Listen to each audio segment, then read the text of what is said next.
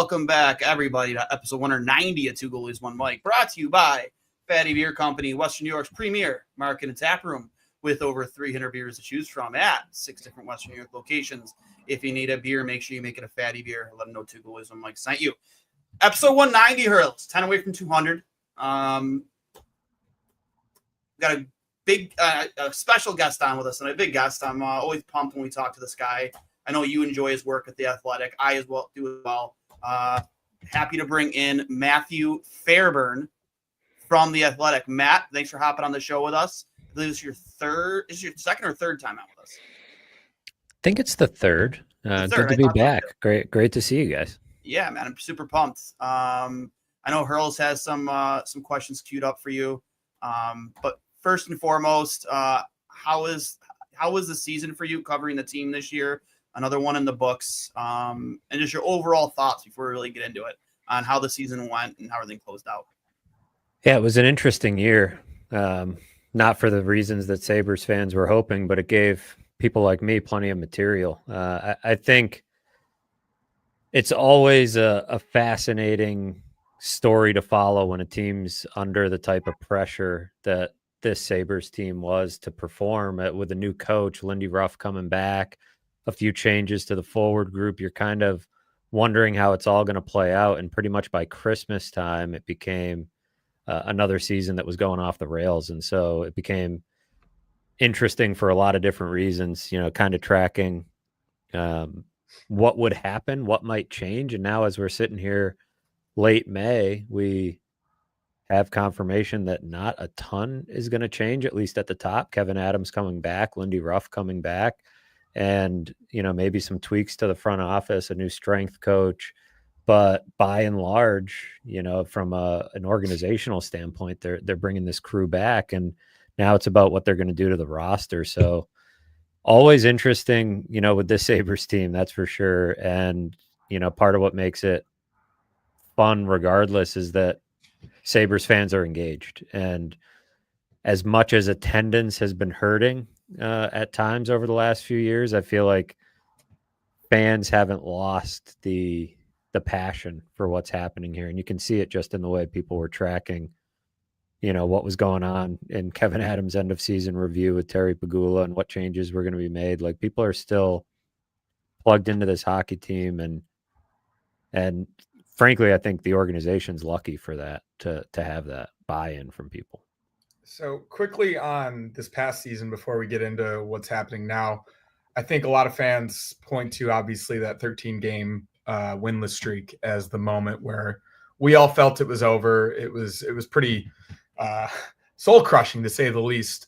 Being around the team and being around the players, did you get that sense that they themselves knew it was over right around, let's say, like game 10 or game 11?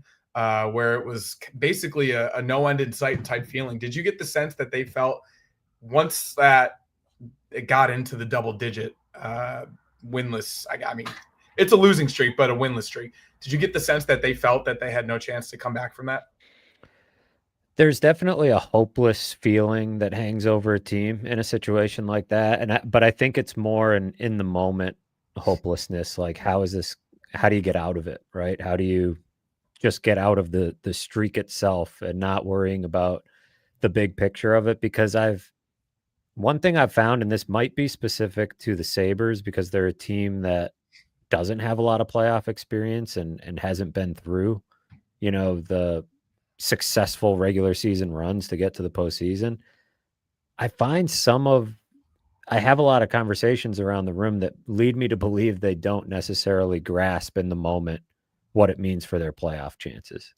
Like, as they were going through that streak, I was constantly looking, okay, when was the last time a team that had a 10-game winless streak made the playoffs? 11, 12. And you realize there's not a lot of cases where it happens, right? The bigger the streak got. But I can remember, not this past season, the season before, toward the end of the year, you remember they're going on that run. They won like a few games in a row, and then they go to Detroit and kind of got beat pretty handily, and it sort of crushed their hopes. But going into that, they had a little bit of a run, and I remember asking Alex Tuck, like, what do you think this has done to your playoff chances, like by the math? And he's like, I'm not really sure. I was like, well, they went from like 1% to like 3%. He's like, and he was just kind of like, really? That's it? Like it feels higher than that. And I was like, yeah, but there's a lot of reasons why it isn't. So when you ask that question, I don't know that guys were thinking about it in that way in the moment, but probably, a month or two later, when you start to string together a few wins and you look up at the standings and you're like, oh, we're not. I remember actually right before the winless streak, they had the winning streak. Right. And they came back from that. They had the standings in the locker room. And I remember Darlene saying, we won all those games and I thought we would move more. Right. Like, well, that's the NHL standings. It's tough to make up ground, and they've learned that lesson. If it hasn't sunk in by now, I mean, they're learning it the hard way year after year, because they had that 8-gamer a couple years before that kind of sunk that season too. So, but the players just aren't really wired to think their season's over in December, even when the math says it probably is. Got it. Yeah, it was. I remember like we were all kind of keeping track of just how,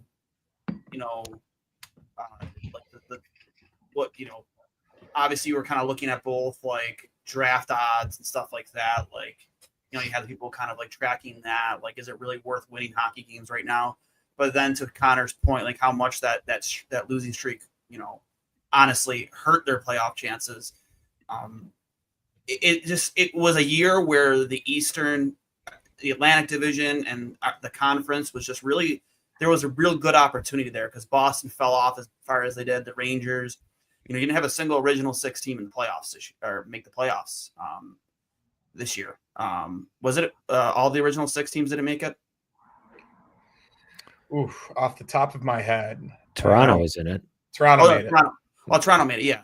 I'm sorry, but anyways, just a really good opportunity then from the standings to really sneak in there and one of the wild card spots, and just, you look at the season as a whole and where they fell short, and that obviously is the biggest thing. But also losing certain games to teams well below you in the standings, where maybe you were expected to win, but always playing up to the teams that are above you in the standings. So that was probably for me one of the most frustrating things, Matt.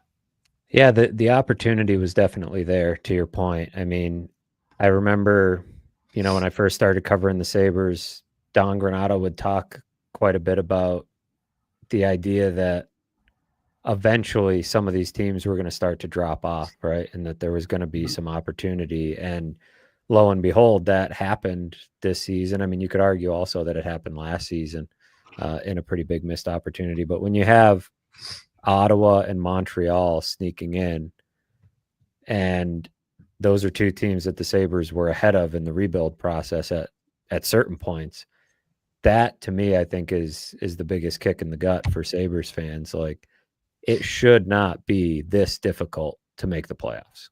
In a league where more than half the teams make it.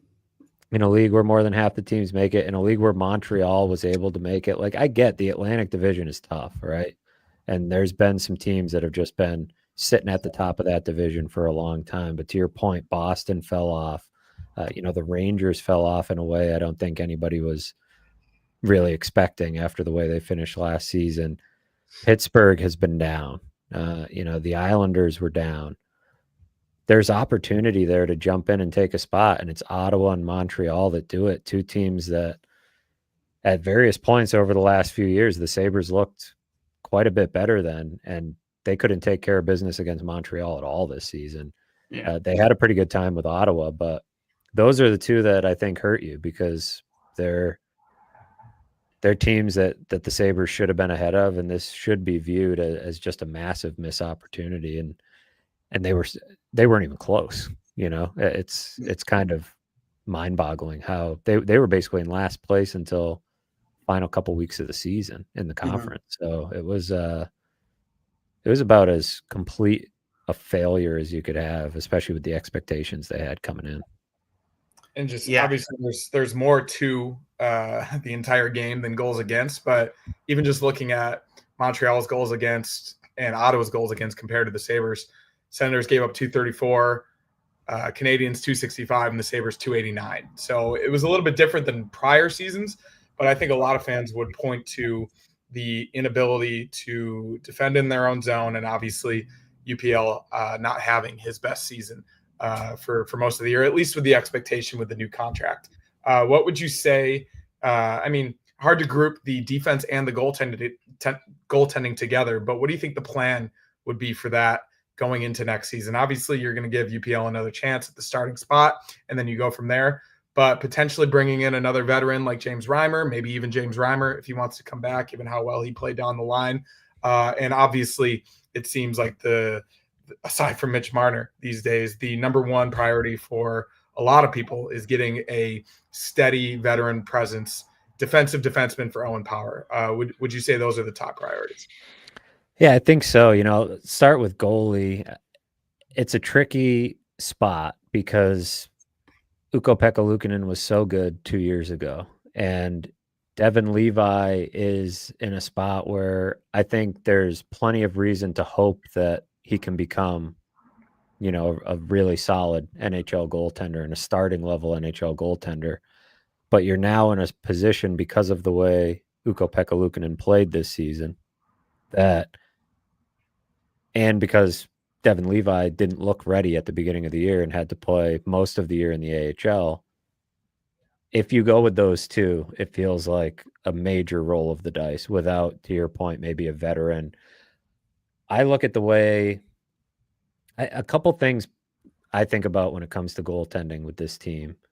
One is the way James Reimer played down the stretch doesn't necessarily tell me that they need to go back to James Reimer. He got hot for a while, but what it showed me was what the team looked like with just a steady veteran that they knew what they were getting night in and night out. The team was a lot better defensively. Mm-hmm. I mean, it goes hand in hand. That's probably why Reimer was playing well, but there was definitely something to his calming presence in the crease. And I think Lindy Ruff in his past has wanted that element. I think it's why they had a quicker hook with Levi this year and were more committed to keeping him down because Lindy Ruff is the coach. So is he going to want to, in a season where it's the last season of his contract, he was really pissed about how this season went. Is he going to want to rely on two young goalies, one who's coming off a down year and one who's never done it for a full season in the NHL? So do you go with three? Do you keep Levi in the AHL and get a veteran and just go with the two and give Levi spot starts here and there? It's going to be interesting to see how they play it out. But, to the other part of your question, you got to help whoever's in net with a better blue line. It was a question I had late in the summer last year. Once the dust settled on everything, was like, how does the pieces of this blue line fit together? You could see some talent, but to have three players, three lefties who have an offensive tilt to their game, and to have no real plan for how the puzzle pieces fit together, I think was, a big part of why the team took a step back. It's also a total team thing, right? Defense is beyond just the blue line, but they need to fix, the blue line.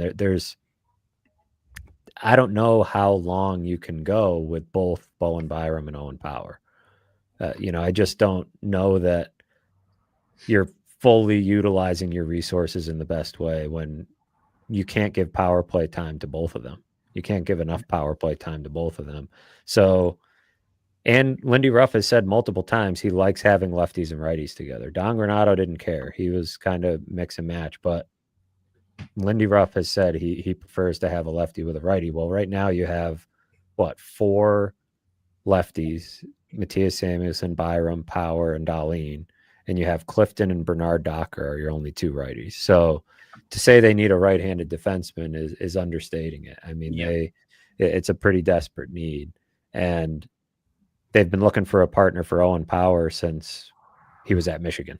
Yeah, and so they I think that's a big deal for, especially given Power's kind of at times rocky season, that getting somebody that can help him along, that can just give him some consistency with who he's playing with. I know he says he can handle playing with anybody, but that's of course what he's going to say, right? I mean, the numbers will tell you otherwise, and I think it's just a matter of mixing up the skill sets of what they have on the blue line. Really, especially considering how Matthias Samuelsson played at times this season. The only guy I would say is consistently physical and nasty is Connor Clifton, and probably Dahlin. I mean, when it comes down to it, he's got some of that to his game. Samuelson's supposed to, but didn't have it nearly often enough. So they do need some sturdier, more rugged type defensemen that are capable of playing in the top four. And anybody who's watching the playoffs is probably looking at some of the defensemen and thinking, man, I don't see anybody like this on the Sabres, right? You know, some of these guys that are carrying teams deep into the playoffs. Yeah, and I couldn't agree with you more. And you look at how, like, to your point, how long they've been looking for that guy for Owen Power, and like it's been a major critique point for me and a lot of other fans, his ability in his own end.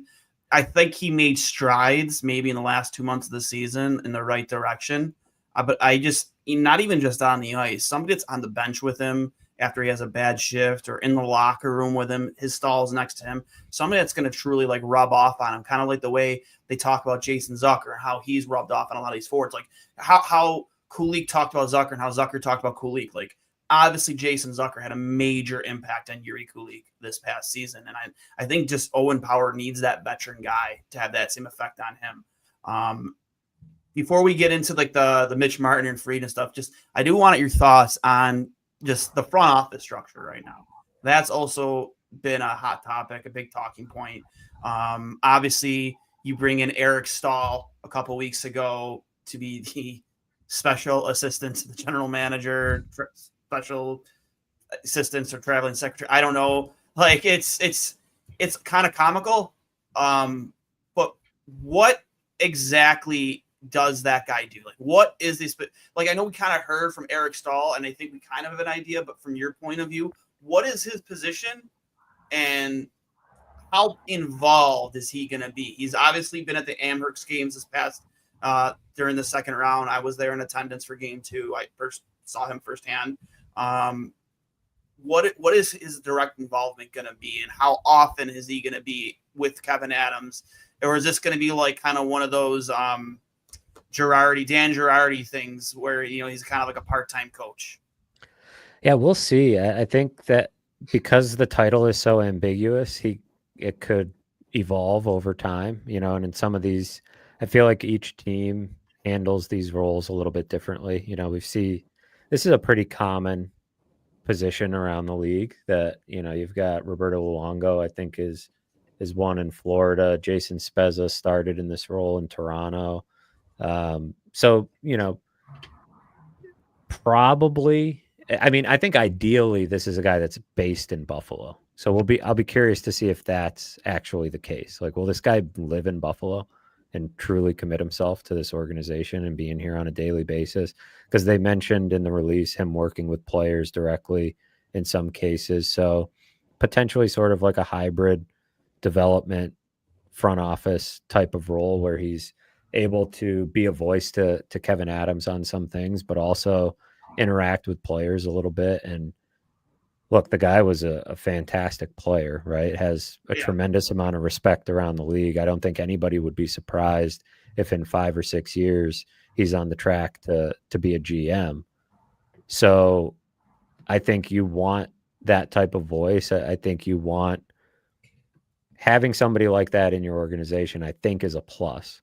But what I said when they hired him, and there was plenty of criticism I saw, there's skepticism, I think, is probably the better way to put it from the fan base, which is well earned by the Sabres. People are skeptical of almost everything they do. If this is all they do, then it's not nearly enough, right, to bolster the front office.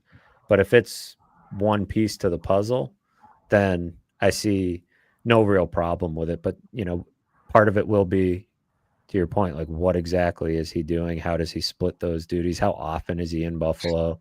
I would hope that it's frequently. I think you need to start to get some real buy-in from positions like that to make players feel that investment from him if he's going to have an impact on these guys. So the hope would be that's one piece to their sort of offseason reshuffling in the front office to give Kevin Adams just a little bit more experience around him. He's never really had much of that. And so, obviously they're looking for a senior advisor. The type of person they bring in for that, I think, would be pretty telling as well, because the entire time Kevin Adams has been the general manager, the people around him, I think it's safe to say you wouldn't perceive them as real threatening, right? In terms of they're not people who are potentially in line for his job, and you compare it to the Bills and how many people in that front office, have either gone on to become GMs or people in the front office now that have interviewed that have the chops to be GMs or have been GMs in the past that Brandon Beane doesn't hesitate to bring in. That's what they need a bit more of, is if you're going to have a guy in the GM spot in Kevin Adams who had never really done any of the assistant GM or any of that stuff leading up to getting the job, he's got to have, the strength around him. And they haven't had that the last 5 years. Speaking of guys that are in Buffalo, you might have heard of a guy with experience last week that was in Buffalo, Lou Lamoriello. What a little tire pump there from Connor. Funny how small of a town Buffalo is. You get a random text on a Tuesday afternoon from a friend of a friend of a friend, a screenshot of a group chat, and it's just Lou Lamoriello in the Buffalo airport. I didn't want to believe it first, and I definitely didn't want to jump the gun and be like, oh, he's definitely there to interview for this role that everybody knows the Sabres are looking for. But at the same time, the timing of it was so coincidental, and it was so interesting that I couldn't not put it out there. And of course, whatever happened. And the Darren Dreger tweet came down the next morning, and it was one of the funniest things that in my time covering the Sabres, or even being a fan of the Sabres, was it was a wild day. What do you make of that? What have you heard? Was he actually there to renew his Nexus? Does he have any type of interest in that type of role? Or do you think that, he's 82 years old with the time that he does have left on this planet, working in hockey. Do you think he only wants to be a general manager? And if it's not him, who could it feasibly be in that senior advisor role that, he's a direct threat to become the GM if this doesn't work out for the Sabres this year with Kevin Adams? That's the tricky part, is finding the right candidate, because Lou, from the sounds of it, is still sort of advising the Islanders. Mm-hmm. And sort of, I think the problem you have with Lou is going to be the problem you're going to have with a lot of guys, is that if Lou has the opportunity to continue to do that job for the Islanders, he's probably going to just do it for the Islanders. And a lot of the other candidates that you would think of are already doing the job elsewhere.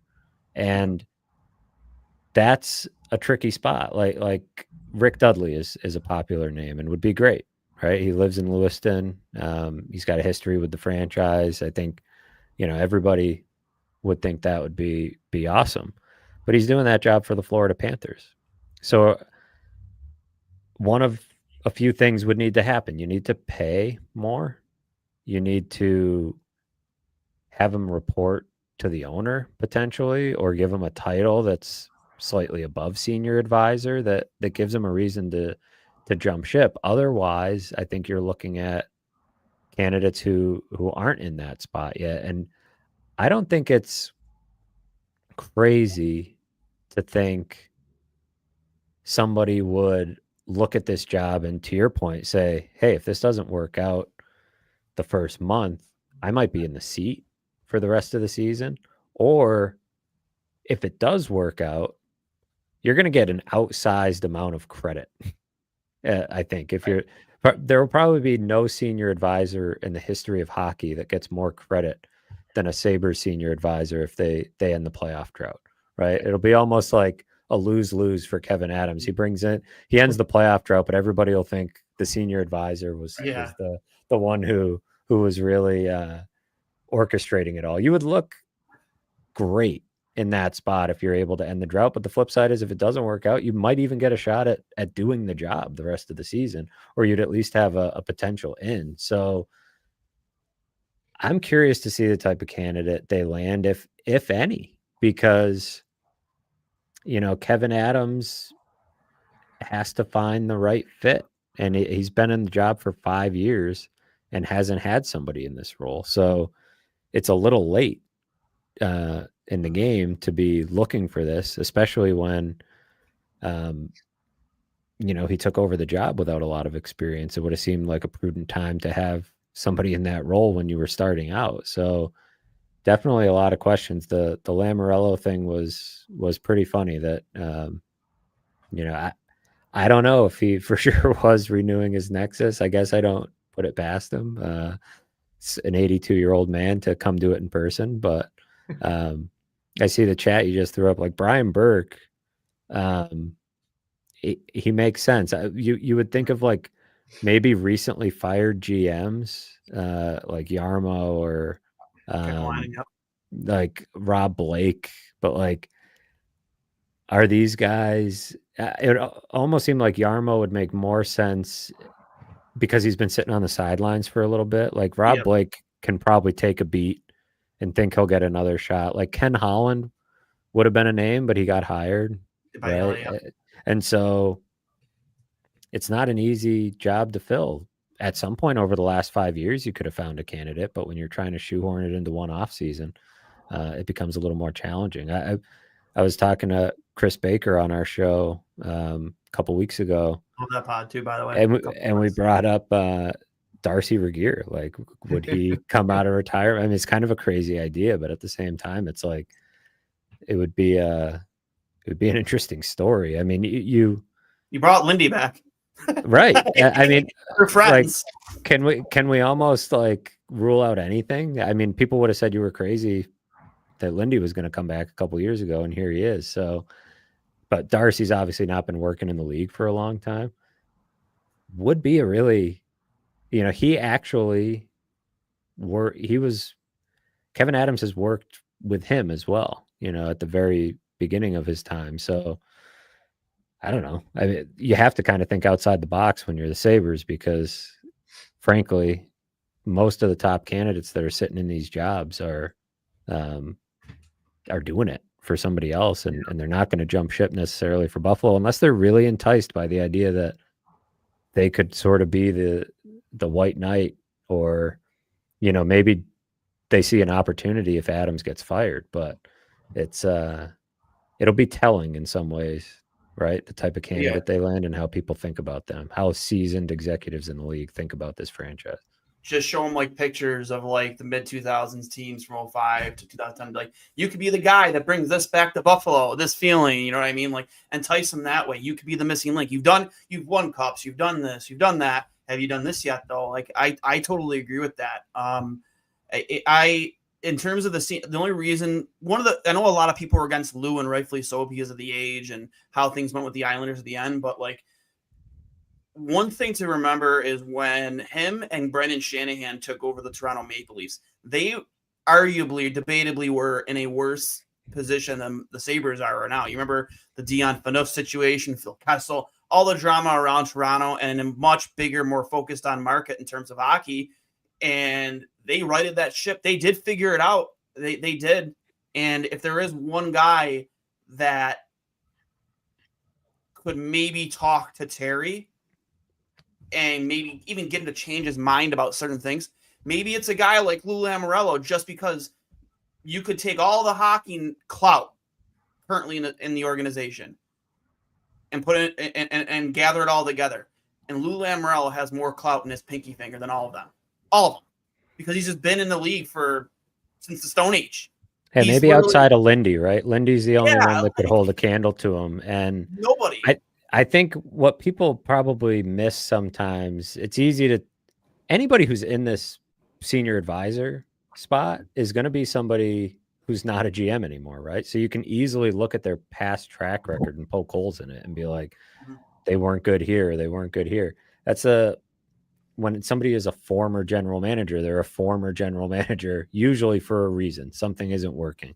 But with Lou, you're like, I think what would be appealing about it is just such a different personality type and a different way of looking at things.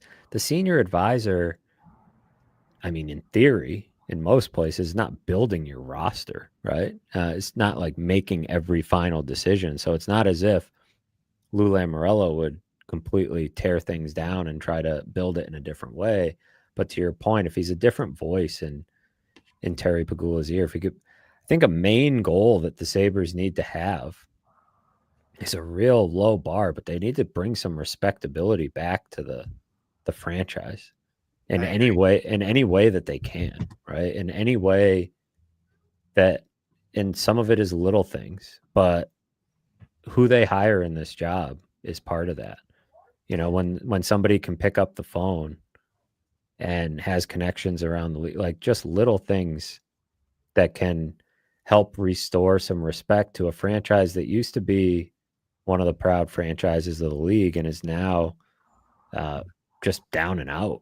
And a lot of people around the league look at them a certain way, and they need to do a lot of little things to change that. I was actually one of the other names that I did like too, that was kind of out of the box. Not a former GM, but a guy who's has a ton of success in the league as a head coach. And I brought it up on the screen earlier. Bruce Boudreau, like madly respected on the league by all players. I don't really think what happened to Vancouver was his fault. And even on his way out the door, like the fans understood what was going on, and they loved him. He was a very loved guy. I wouldn't even be against that. Just do something different and bring somebody into the fold that has a ton of respect, to your point on, like, maybe bring back some, credibility to the franchise. Yeah. I mean, and these aren't needle movers necessarily for the fan base. I get that. I mean, people want to see anybody that has a little bit of cachet come in and, just to feel a little better about the fact that Kevin Adams is getting a 6th season, that at least maybe he has some different people on the boat with him. But it's probably not changing a dramatic amount, because the guy calling the shots is still the guy calling the shots, right? They're not bringing in a president of hockey operations, it wouldn't seem. So if they're not doing that, then your hope, I guess, is that they bring in somebody that can, be just a different voice in the room, bring some sanity, some credibility. And they've got a big offseason ahead too, right? Like, they have a lot of RFAs. Like, this roster could go in a few different directions. They got a contract negotiation coming up with Alex Tuck. There's some big decisions that are going to impact the future of this team. Like, this is what I thought about at the end of the season when thinking about whether Kevin Adams was going to keep his job, is like, it is a risk bringing him back for a 6th season when this offseason is so big. Last offseason was different. They made some moves around the edges, but the JJ Peterka, Bowen Byram, Jack Quinn, I mean, Devin Levi's an RFA, but that should be a pretty simple situation. But Alex Tuck, like, all of a sudden things are, there's some decisions that are going to impact this team down the road. It's not just a 1-year thing. So Terry Pegula better hope Kevin Adams can get some of this right. And I think it's why having, a senior advisor in place would be a huge help for a situation like this. You might have heard that Sabres fans want Mitch Marner on the Sabres at this point. There's a lot of connections there. Of course, the regional connection, he's made it clear a few times in the past that he's a Bills fan. The stars seem to be aligning in a way that might be delusional to some of us, but from a team perspective and the amount of cap space and what he would do for both the locker room and also the lineup, moving talent down the lineup, and of course adding one of the best playmaking forwards in the NHL. Number one, I guess it's probably obvious, but it's not obvious to some, as some reporters on Twitter don't believe so. How do you think he could help this team, just tangibly slotting him into that lineup? And number two, and I guess probably the most important question, is it actually realistic? Do you think he would do it? Do you think Kevin Adams and Terry Pegula could come together to actually make this happen? And what would that contract look like? So I don't know Mitch Marner and, what his thought process is going to be, but to your point, like, he's from just outside of Toronto. His wife is from just outside of Toronto. They just had their first child. So, like, I would imagine being close to home would be something that would be enticing, or it's not outside of the realm of possibility, right? He seems to enjoy being in Toronto for that aspect, for, his family. And His whole life, I feel like, has been there. Buffalo is very close, right? Buffalo, look, if he is sick of being in the spotlight, and not just in the spotlight, but it seems like every time the Leafs lose, it's in the playoffs, it becomes Mitch Marner's fault. Yeah. If you don't mind me, how is it more on Mitch than it is the captain, 69-year-old, 69 goal scorer who has done even less in the playoffs the past 2 seasons than Mitch Marner?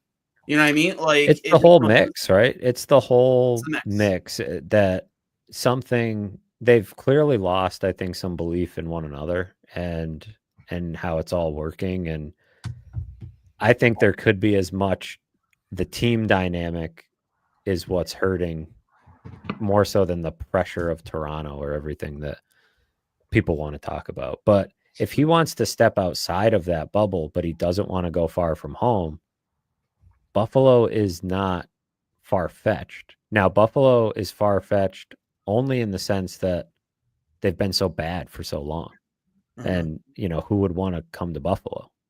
But if you would have to have, and this is where we talk about with the senior advisor, with the fact that they're even bringing Kevin Adams back at all, it would take a really strong effort. It would take really some strategic planning, not just from the recruitment and the pitch and what you're trying to do, but also how you handle the rest of your offseason. Because they are going to be a lot closer to the cap now. I was punching some stuff in today thinking about this, and if you sign Mitch Marner at, let's say, 13.5, right? Like, that's a huge number, but it's the open market. It's Buffalo, so you're going to maybe have to pay a little bit of a Buffalo tax. And I mean, Rantanen got 12. I don't think 13.5 is necessarily crazy for Mitch Marner if he's coming here. Well, all of a sudden you almost have to move out one of Paterka, Byram, or Power, I think, to make that work. And then you probably have to move out like maybe Samuelson. You'd love to probably move out the $3.3 million Connor Clifton hit. Like, money would have to move around. Then you would have to decide. There's no question that this guy can help the Sabres, right? I think it's absolutely ridiculous to suggest like they don't need Mitch Marner. Like, give me a break. Like, guy's a 100-point player. Like you said, one of the best playmakers. He is a good defensive player. He has had his moments. Like, you can cherry pick moments for almost every forward in the league. But he was a Selke candidate for a reason. He's routinely among the top forwards in takeaways. He's a great forechecker. He's not big and physical, but he's smart. He's got a great stick and would be an absolute game changer for the Sabres. Like, I think if you get Mitch Marner, you move the pieces around to make it work, I think this is a playoff team. Like, no question in my mind, if you get a player like that. The question I have about Mitch Marner is partially about the postseason, right? Like, he has not seemed to rise to the occasion in Toronto and rise above the noise. He was good in the Four Nations, though, in similarly high pressure moments. I think the difference is he got to be a little bit more of a sidekick in those games, right? He wasn't the guy. I also think there's a possibility you get him out of Toronto, he'd be better in those moments. And maybe there's more room for him to breathe and be the guy, be the man. Also, if he just got the Sabres to the playoffs, like, people around here would go nuts. Build like, a statue. Exactly. He'd have a statue in the plaza. It'd be like, this is great. Like, he doesn't need to perform once he's there. We can't get there to begin with. So, so it's like, from a psychological perspective, I think there's reasons why Buffalo would be appealing. There's also the added layer of, if he is at a point where he's like, you know what, I would love to stick it to, I don't just want to leave Toronto. I want to stick it to him, right? And go win in Buffalo. Like, I mean, it would be ballsy as hell because nobody's won in Buffalo for the last 14 years. But, like, I don't know. I don't think it's the craziest thing in the world. he would be a folk hero by every stretch of the imagination, and he would also be a heel. He would be a villain. I mean, I don't know how appealing that is to him, because like you said, that is a huge risk. But if you pitch it to him in the way that you can play with Tage Thompson, who's a proven commodity on the top line, I'm not sure who you put at center at this point, but you can at least pitch a couple different options to weigh that out. You're on the top power play. You are in a market that it has proven that the team is going to follow you if you do win. So I think the pitch is not that outlandish, personally. He likes the Bills. Yeah, exactly. Like you bring Josh Allen in for the pitch. Point on that too. I mean, it's not nothing, right? Like, really well, not. here's the thing. He likes the Bills, and the Bills are good, right? The Bills are cool right now. Right. It's not like it's not like Logan Couture liked, the Bills and like maybe Johnson Bills. Exactly, right? Like this is a good Bills team, a fun Bills team that I think the being close to home thing is probably your best selling point. If this was like William Nylander hitting the open market, I don't even know if we'd be having this conversation, right? Like I don't even know if it would be worth entertaining. It'd be like there's no way that guy is going to come to Buffalo. But it feels like you can talk yourself into a scenario where Mitch Marner might consider it. I think the problem I run into going through the logic is like, is Kevin Adams going to change so much about his team to make somebody like Mitch Marner fit in? The other question I've had is like, could Mitch Marner play center? Probably, right? He's a great playmaker. That would be interesting because Tage Thompson, Lindy Ruff doesn't seem to think he's a center anymore. And so that would change the dynamic of your lineup, right? You could go Marner with Thompson and I don't know, part of me thinks if you get Marner, you almost can't have Peterka on the team. Yeah. Like, so I'm almost thinking about the lineup without Peterka because you'd have to trade him. But it depends on the term of the contract too. Like, that's are you true signing too. Marner to a max deal, or I even thrown on the idea that what if you sign him to a 3-year deal and you give him 14 per? You know what I mean? Like the cap's going up exponentially. Was it like that could be good for him? Yeah, like now he gets a bigger deal. Maybe he's one of the maybe this is outlandish to say, but maybe he has career years in Buffalo. He goes from being a 90 to 100-point player to having a year that like not going to put him in the McDavid conversation or the Leon Draisaitl conversation. He has a 110-point season. He becomes close to a $20 million player. That's going to happen 4, 5, 6 years from now. It's going to eventually happen. You're going to have a $20 million hockey player out there. I'm not saying it's going to be Mitch Marner, but you could end up making 18 or 17 on his next contract, depending on how well he plays. And just to your point earlier, like he turns Tage into a 50-goal scorer. I don't care what he says, he does. Tage is getting close to 50 without having a playmaker like Marner on this team. He's going to get to 50 and probably over 100 points. Just the domino effect that Mitch Marner would have on this roster. And to your point about a center, who's to say you don't put Ryan McLeod in that position? He's fast. He had a career year this season. Having him up the middle with guys like Marner and Tage, I mean, he wouldn't have to drive that line. He just has to be a guy to help, maybe be a little more defensively responsible, but he has the speed to keep up with those guys. Well, that brings up the reason I brought up the center point is because center is a pretty big question mark on this team.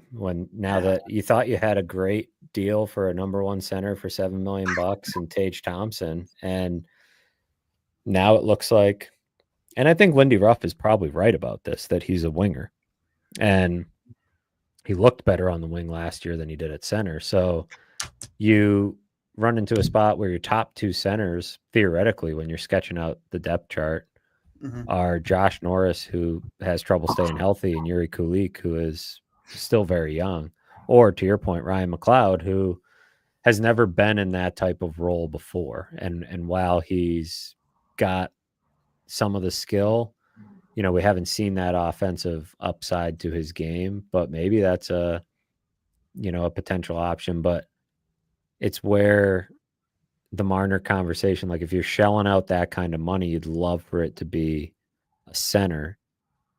The thing is, beggars can't be choosers in some ways, right? This is a guy that you don't see guys like this hit the open market all that often, if ever. I mean, Tavares maybe was the last guy this good on the open market. Maybe Johnny Gaudreau would, Stamkos. Stamkos. The Stam, like it happens once in a while, not very often. And so you talk about credibility and bringing respect back. Like Marner's going to be the biggest story in hockey this summer. You sign that guy, it changes a lot for you. Now, does he solve all of their problems? Probably not. But this idea that they let up a lot of goals, so they shouldn't go looking for forwards, like I still think forward is an area of potential concern, and I bring up center.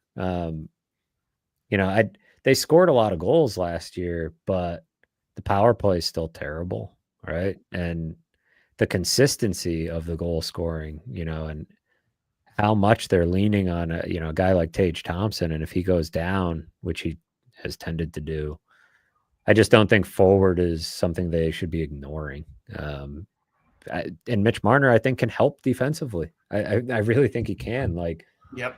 Defensive, of course, you want to round out the blue line and bring in some different pieces there. I think they've not done a good job building a proper depth chart on defense, but so much of that comes from the forwards, and so much of it is about how they play away from the puck and in their own end.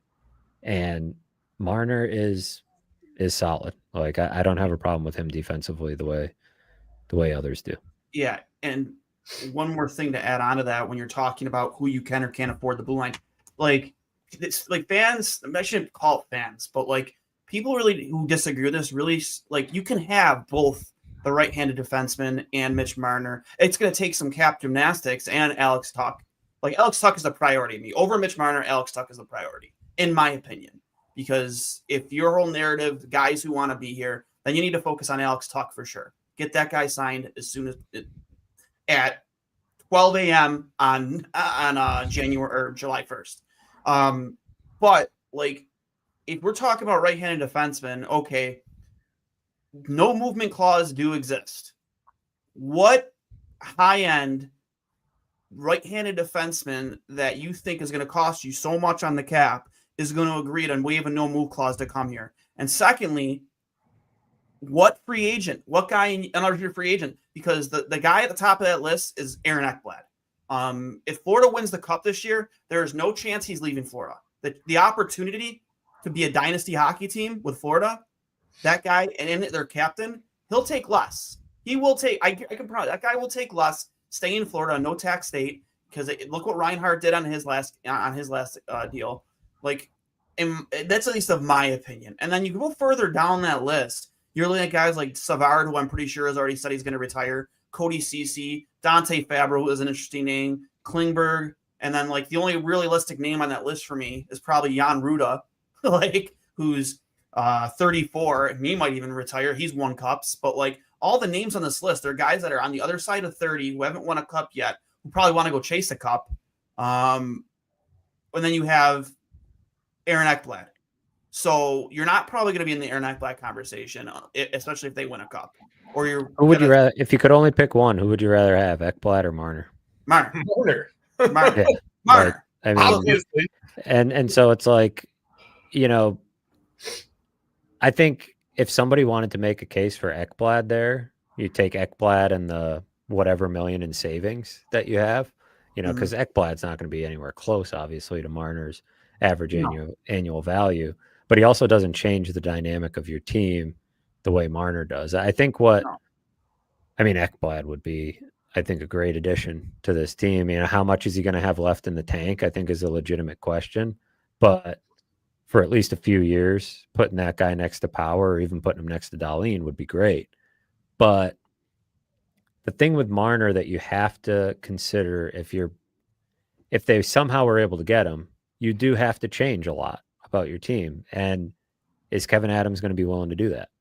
And is he going to be capable of doing it? You mentioned Byram earlier. Like, there's a lot of duplicate skill sets on the blue line already. Like, I don't know how it doesn't make sense to, maybe they are, actively look for a trade partner for him specifically. Because at least in my opinion, if you're deciding between Owen Power and Bowen Byram, I think you keep Owen Power. I think he's at his point in his career where he's got the upside offensively, and if you give him a reliable partner on the right side, he could potentially flourish into this number one pick that you made.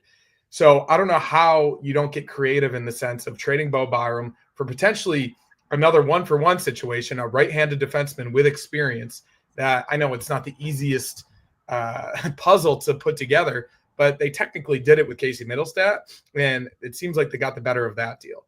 So being creative in the sense like, yeah, you're not going to sign Bowen Byram and also sign Mitch Marner. You package him and maybe a pick and a prospect, or maybe just Bo Byram to bring in what your defense core lacks at the moment.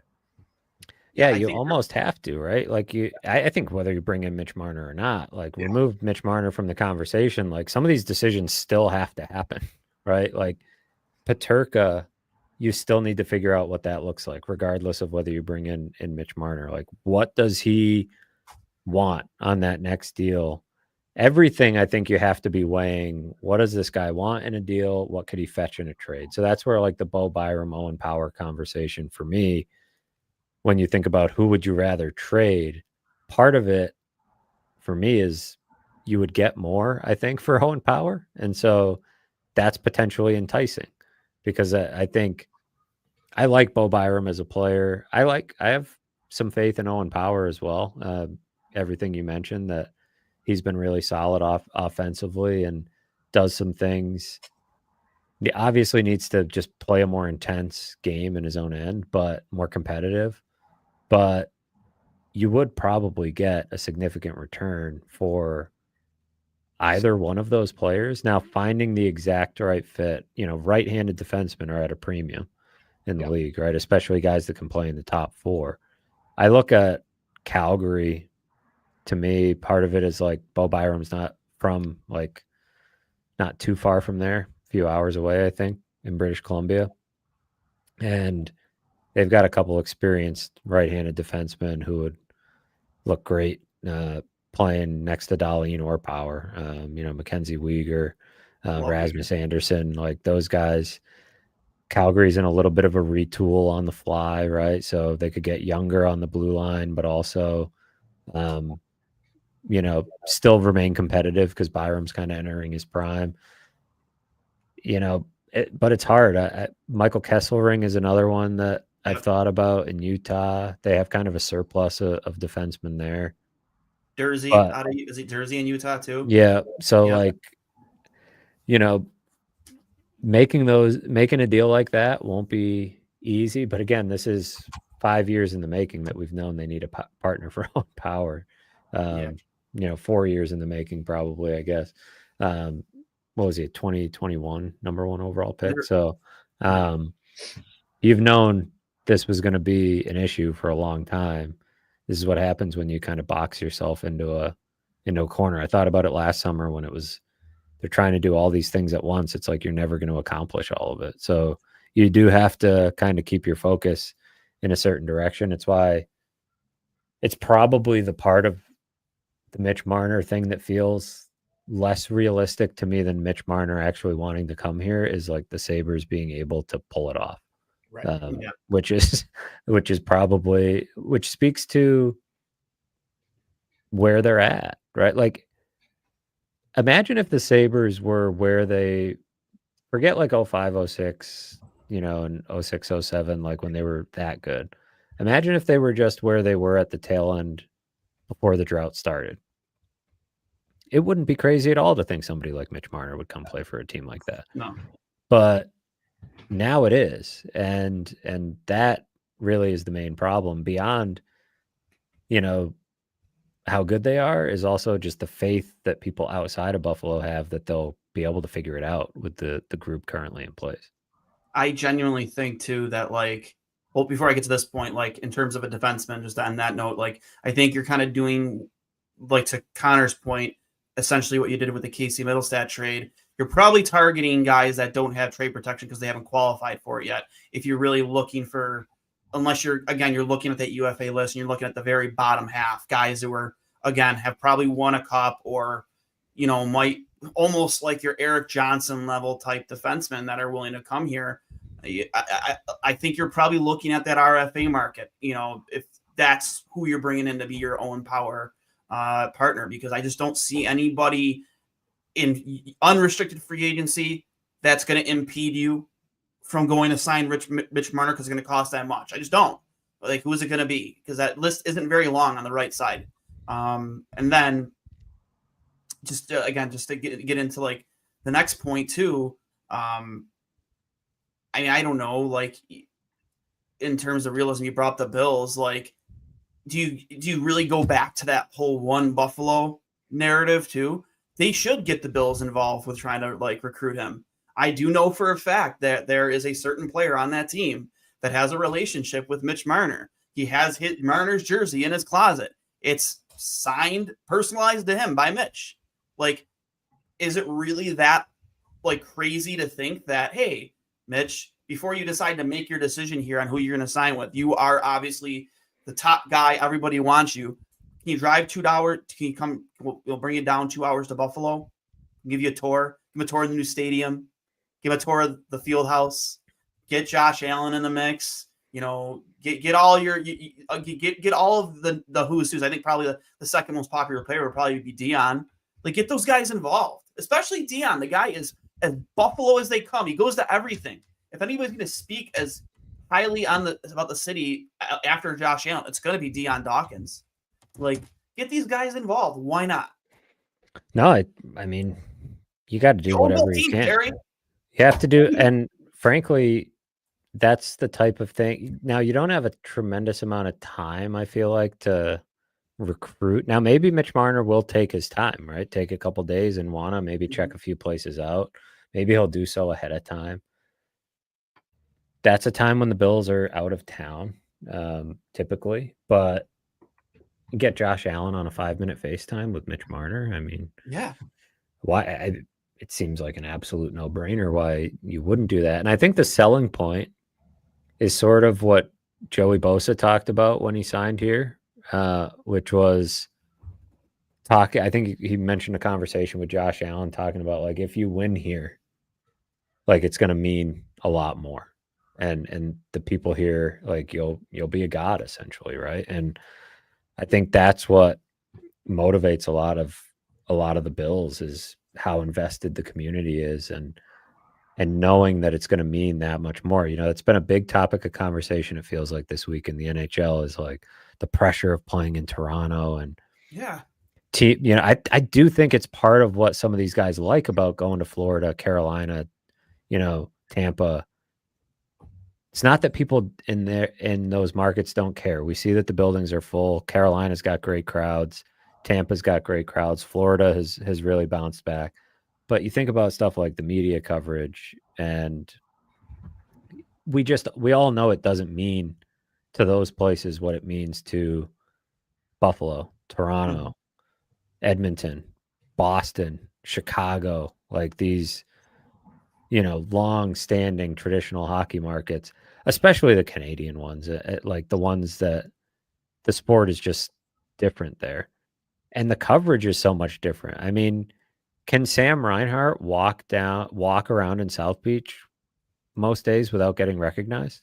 100%. Yeah. Probably, right? Yeah. Can Mitch Marner take his wife and son to grab breakfast in Toronto and have a peaceful morning? Guarantee that he'll have a peaceful morning? Probably not. So I think there's an element that these guys like that. We talk about the weather and the taxes, but I think guys do. It's something that kind of only exists in hockey because it's so hyper regionalized. But, no matter where you go in the NFL, the spotlight's going to be on you. But I think the right types of guys will appreciate that buy-in from the community, and what Josh Allen and Joey Bosa talk about, where, like, if you win here, it just means something different. Yeah. And I think Mitch Marner would know. Mitch Marner is familiar enough with Buffalo to know that, and to probably, I mean, I don't know what, he just turned 28, so I guess he was 14 the last time the Sabres made the playoffs. So maybe he doesn't really remember what it was like when they were good, but maybe he just has enough memories to be enticed by it. But look, it's a long shot. I think we all know that, but it's not there's a couple of little things that make it even a conversation because he is from pretty close by. So Yep. I think if you have a chance to land a big fish like that, you pull out all the stops. You get Josh Allen involved. McDermott will probably be in town, have him, walk him through the field house and do whatever the hell it takes. If you're going to go after him and you're serious about all hands on deck, if you're serious about the roster moves it would take to create the cap space and really making a push, I don't see why you don't pull out all the stops and do everything you possibly can to. And the Bills are a massive advantage they have because the guy's a Bills fan. Like, I mean, we're not talking about, having Josh Allen call Mikko Rantanen, right? Who's probably like, okay, why do I care? What are the right? Like, maybe I don't know. Yeah. Maybe he likes the Bills. Who the hell knows? But like, we know Mitch Marner loves is a Bills fan, so I think you lean into that if you can. No one thought that Mario Williams back in the day when he did his visit here to Buffalo, nobody in their right mind thought he would like. And I brought this up on another podcast yesterday, and I brought it up on this show too. Like Mario Williams, like that was just a okay. He's just here just to check a box, see what they have to say, and then he was here for like 3 days before he signed. Like it was nuts. Like that was the best defensive player in the NFL at the time, and he signed it. And you could argue and say the Bills were almost in the same position that the Sabres are in now. So why is it so outlandish to think that a guy like Marner, who lives as close as he does, to your point, lived probably, I don't know how, I mean, I'm sure he did. He was a Leafs fan. I don't know how much he remembers from those 05, 06 to 2010 teams, because the rivalry was real between Buffalo and Toronto back then, when Ryan Miller was still here. Like, he comes here on his own time. He knows about the stuff you hear about the city, the talking points, the negative ones. He knows those aren't true. He knows Buffalo is probably, at least you'd think you would know, that Buffalo isn't everything that everybody makes it out to be. And then you lean into, hey, bud, come take a tour of the new stadium, see how far we are. Oh, there's Josh Allen. Oh, there's Deion Dawkins. Oh, there's Joey Bosa. Want to say hi? Like, just lean into it, man. Why not? Yeah, well, I mean, I'm personally as optimistic as ever after this. Me too. Like, why not? I mean, it's crazy to think about, but I just think about, I go back to the fact that he and his wife are both from Toronto, and they just had a baby, and like they just bought a house too, I think. So when people say, and I get being in professional sports is different, right? He could sign anywhere and spend his summers in Toronto still and get all that family time, and he's going to be a mega millionaire, so he can fly his family in and all that stuff. But like when people say like, oh, he's going to go to Utah, or and I just think to myself, I don't know, man. Like if I had a 2-month-old baby and, I had all my family around and all that, like, I don't know that I'm going to Utah. Yeah. Like, I just don't know if I'm going to do that and, go to a place that's totally foreign to him, hasn't even been in the league. So like, it feels like the other piece of this too, when people think it's completely far-fetched, you also have to consider we are talking about $12 million, probably minimum for him, regardless of where he signs. And there's only a finite number of teams that are actually going to be able to make that work. And when you look at that list of teams and then you start to say, actually, Buffalo is a little bit more attractive than some of these teams, right? Like, is he going to go to San Jose where they're not going to win for another few years? And the same point applies about being really far from his family. Is he going to go to Chicago and they don't know? I mean, Bedard's appealing, but how long before those guys are competitive? Theoretically, with Marner, the Sabres could be competitive next year. So, yeah. When you look at some of these other situations like Calgary, right? They have a ton of cap space. He's probably not going to go to Calgary, I wouldn't think. I mean, again, that's pretty far from home. Really far. And that's a team that comes up a lot when you ask guys about like who's on your no trade list or whatever. Like, when we did that anonymous player poll, like that was a team that was pretty high up on the list. So again, you start to cross off some of these things and you think this is the closest team to home besides the team he's playing for. It's starting to look like he's not going to be playing for the Leafs much longer. So, or ever again, potentially. So I don't know. You have to you have to entertain what it might look like, because it's a rare opportunity and a rare situation where it's a guy that's actually from close by. This is probably what they should have been doing. When people talk about nobody wanting to come to Buffalo, a good chunk of the league is from within a few hours of Buffalo, right? So many players grew up in Ontario, and you got to lean into that. Like, you almost have to be targeting guys where this is like a homecoming. Like, I think Ryan McLeod enjoyed, being closer to home, even though he was on a team that wasn't winning as much. Like, Jeff Skinner always liked that. So you get to be close to home, but not in the bright spotlight of Toronto. And you get to sort of be the conquering hero, right? Before you ever step foot on the ice, everybody loves you. I think the hero and the villain, which is not often that can happen. In the WWE, you're either the hero or the heel, right? I'm not a big wrestling fan, but Face of the heel, yeah, he turned at the end of his career, right? Like, he could absolutely be both, and that almost makes it better, in my opinion. So I'm going to convince myself that it's going to happen until it doesn't. So that's just the space I'm going to live in for the next month and a half, and I guess we'll see from there. Any final thoughts? Got to do something, right? You got to do something to keep the passion. Well, what else do we have aside from Lou Lamoriello walking in the airport? Like, what else do we have? Right. Any final thoughts for Matt from you, Connor?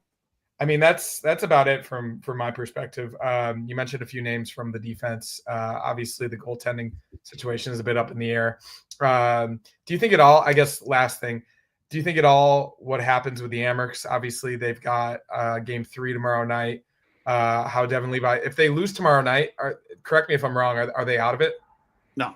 That's a 5-game series. It's a best of they got best of 5. So based upon Devin Levi's performance, like, let's say they go all the way. They have a really, really good team with a lot of guys that obviously were on the Sabres this season. Like, if they go all the way and he helps bring them to a Calder Cup, do you think that increases his chances of being not only the backup next season, potentially even in conversation to be the starting goalie?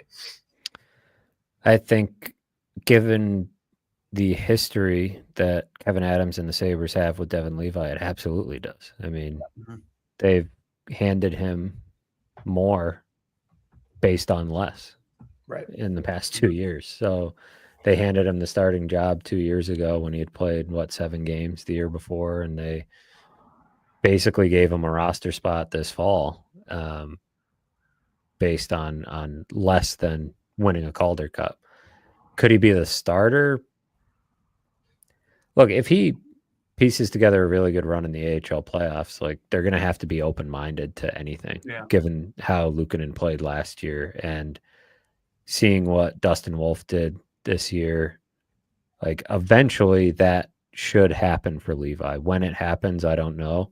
I think they also have to be open-minded to him spending more time in the AHL too. Yeah. And that not being the end of the world. Part of what I don't like about how they set up everything was that when he went down, it was the end of the world. And it's like, no, this is normal. This is what every goalie ever has done. But the way they set him up and put him on a pedestal that year made it so that it was a dramatic thing when they sent him down. So it'd be even still within the range of normal if he's playing AHL games next year. But the best case scenario is that he does what you're talking about and kicks the door down and earns something. I think that's the type of environment they need to set up, as opposed to early in Kevin Adams' tenure when everybody was getting handed everything. Make these guys kind of kick down the door and earn stuff. And if Devin Levi does that, then great, but they probably still need an insurance plan, right? Because having 2 young goalies, I mean, Luukkonen's not incredibly young now, but still 2 unproven, I would say, goaltenders is a risk. But we've also seen, Stolarz come out of nowhere and kind of be a great backstop for the Leafs this year. And Edmonton's kind of had a revolving door and, kind of found a way to make it work. But there's also, 3 of the final 4 teams alive are getting great goaltending, right? Excellent goaltending, and from, especially in the case of Ottinger and Bobrovsky, like legitimate stars, and Frederik Andersen's kind of playing like one. So it's important. And, the hope is that Levi becomes that guy sooner. The sooner, the better. And that Kevin Adams feels that way because he's done it twice before. Yeah, I mean, when it comes to Devin, we've had him on this show in the past. He's just, I think mentally he's further ahead than most of their goalies are, like, at his age. I think he's just I've said it, I probably said it way too many times on the show, but he reminds me a little bit of Ryan Miller, the way he focuses and looks at the game. Not even just talking about the meditation thing, just like there's a reason why the media wants to talk to him after games, because he always gives a very well thought out, articulated answer. And with him, like, for the people who kind of go out and it's like, well, he hasn't been good in the NHL. I'm like, well, yeah, he kind of has. He's had plenty of good games in the NHL. Like back when he made his debut, you could argue had he started his career 1 week earlier, they might have broke the playoff drought that year. They missed it by 1 point. And he was a big reason why it was so interesting that last month, because he played fantastic. Even in that game against Detroit where he let 6 goals in, like, he still made some big stops and in a shootout. To your Connor's point, to your point, I don't see why he shouldn't be at least in the conversation to be here next year. But the other goalies that would come to mind that might be veteran options, whether it's playing with UPL or playing with Devin Levi, maybe you trade for Thatcher Demko. You know what I mean? Maybe you sign Jake Allen. So your thoughts on that for my final thought for sure. And then, like, what would an Alex Tuck extension to you look like? And one question from the chat too, from earlier, there was John Scott's podcast. Was it Dropping the Gloves? He had mentioned back on May 9th that he spoke to Rob Ray, and Ray had told him that this past season was going to be his last. Have you heard anything on that? Like, has that been alluded to the media at all? Because I feel like that's kind of, if he knew in season, it's kind of crazy for that to, kind of be kept under wraps. I hadn't heard that. No, I hadn't heard that, but it kind of would be typical of Rob to just like exit stage left, I feel like, and not put the attention on himself in that way. I wouldn't, be shocked. I think it would be a big loss. Great. I think he's a great guy to have around the building, and I think has really grown into that role as a broadcaster.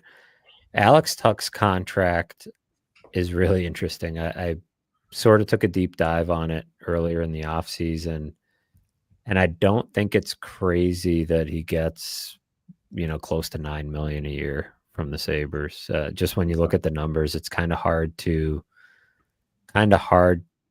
fathom. And people saying, oh, make it 4 or 5 years or something. Like, he doesn't have any incentive to take that short of a contract. Mm-hmm. He has all of the leverage in this situation, and I would expect him to use it. This is his biggest opportunity for a payday, and he's been pretty underpaid the last handful of years. So in that $9 million ballpark, I think is probably what you're looking at, and it could end up being 6-7 years, because if he's signing here, he's not going to shortchange it, because what's the point?